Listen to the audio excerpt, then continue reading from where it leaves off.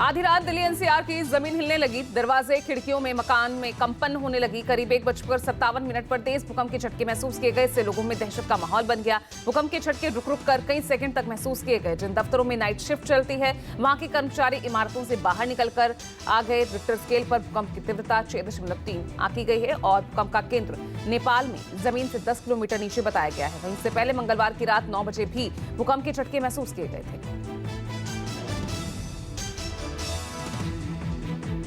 आज और 10 नवंबर को जेपी नड्डा की अध्यक्षता में बीजेपी केंद्रीय चुनाव समिति की बैठक पार्टी मुख्यालय में होगी। बैठक में गुजरात विधानसभा चुनाव के लिए उम्मीदवारों के नाम तय किए जाएंगे। गुजरात के मुख्यमंत्री भूपेंद्र पटेल और प्रदेश अध्यक्ष सीआर पाटिल भी इसमें हिस्सा लेंगे। सूत्रों के मुताबिक प्रधानमंत्री नरेंद्र मोदी भी चुनाव समिति की बैठक में शामिल होंगे।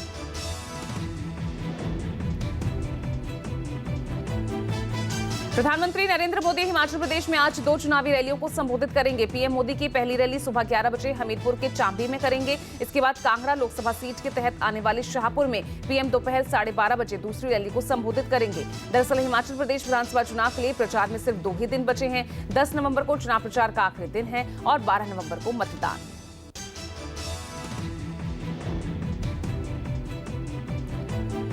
कांग्रेस के राष्ट्रीय अध्यक्ष मल्लिकार्जुन खड़गे आज शिमला और सोलन के नालागढ़ में चुनावी जनसभाएं करेंगे। खड़गे आज कांग्रेस के प्रत्याशी विक्रमादित्य सिंह के पक्ष में शिमला ग्रामीण में बबूटी में चुनावी जनसभा करेंगे। वहीं पार्टी महासचिव रणदीप सिंह सुरजेवाला आज धर्मशाला में एक जनसभा को संबोधित करेंगे। इसके साथ ही हरियाणा के पूर्व मुख्यमंत्री भूपेंद्र सिंह हुड्डा आज लाहौल स्पीति में चुनावी जनसभाएं करेंगे।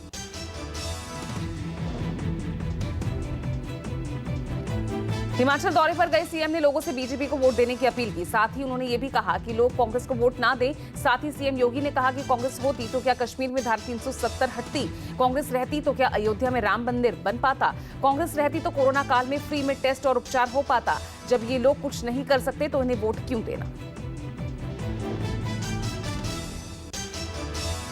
आम आदमी पार्टी आज हिमाचल प्रदेश में रोड शो करेगी। आपके रोड शो में सांसद संजय सिंह, फतेहपुर में पार्टी के उम्मीदवार राजन सुशांत के समर्थन में रोड शो में शामिल होंगे। वहीं पंजाब सरकार में मंत्री अनमोल गगनमान नालागढ़ और पोंटा साहिब में आप प्रत्याशी के समर्थन में रोड शो करेंगे।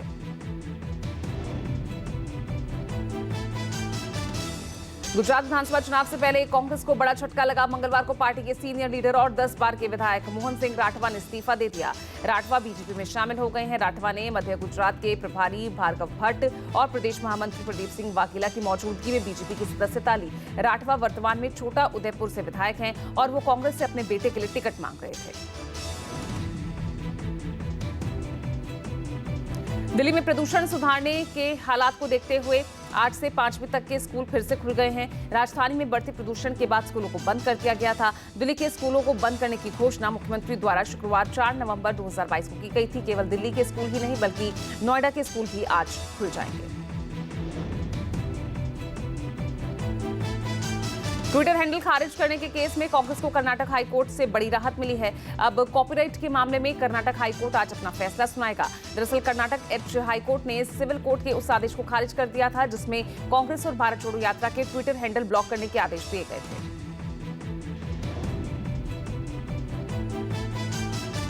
आरएसएस प्रमुख मोहन भागवत एक बार फिर बिहार दौरे पर जा रहे हैं। वो आज बक्सर पहुंचेंगे जहां श्री राम कर्मभूमि न्यास द्वारा आयोजित 9 दिवसीय यज्ञ में शामिल होंगे। अश्विनी चौबे श्री राम कर्मभूमि न्यास के पेट्रोन हैं और कई राज्यों के मुख्यमंत्री और राज्यपाल को यज्ञ में शामिल होने का न्योता दिया गया है। इसके अलावा सभी दलों के प्रतिनिधियों को 9 दिवसीय यज्ञ में शामिल होने का निमंत्रण भेजा गया है।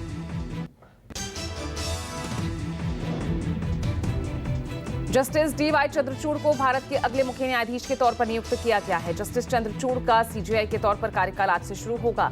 मौजूदा सीजेआई उदय उमेश ललित के 65 साल पूरे कर लेने के बाद वो रिटायर हो गए हैं। आज न्यायमूर्ति चंद्रचूड़ प्रधान न्यायाधीश के तौर पर शपथ लेंगे। सीजेआई के पद पर जस्टिस चंद्रचूड़ का कार्यकाल 2 साल का होगा। वो 10 नवंबर 2024 को रिटायर होंगे।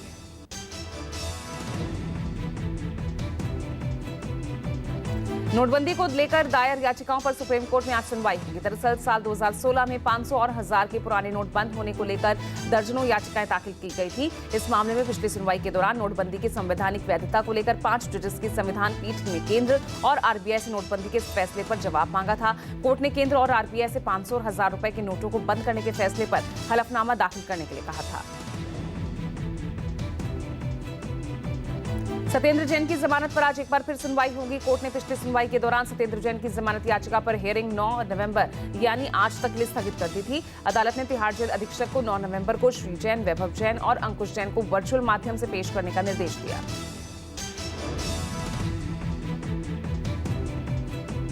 आजम खां की विधायक की सदस्यता रद्द करने के मामले में सुप्रीम कोर्ट में आज सुनवाई होगी। सोमवार को सुनवाई हुई। कोर्ट ने यूपी सरकार और चुनाव आयोग को नोटिस जारी किया था। 27 अक्टूबर को हेट स्पीच मामले में समाजवादी पार्टी विधायक और पूर्व मंत्री आजम खां को दोषी करार देते हुए 3 साल की सजा सुनाई गई थी। ये सजा रामपुर की एमपी एमएलए कोर्ट ने सुनाई है। कोर्ट ने उन पर 25,000 रुपए का जुर्माना भी लगाया है।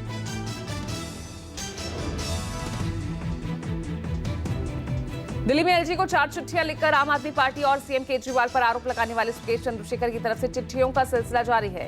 एक बार फिर सुकेश 5वीं चिट्ठी जारी कर सकते हैं। वहीं सुकेश के लेटर बम को लेकर बीजेपी लगातार आप पर हमलावर है। फिलहाल मनी लॉन्ड्रिंग केस में सुकेश चंद्रशेखर जेल में बंद है।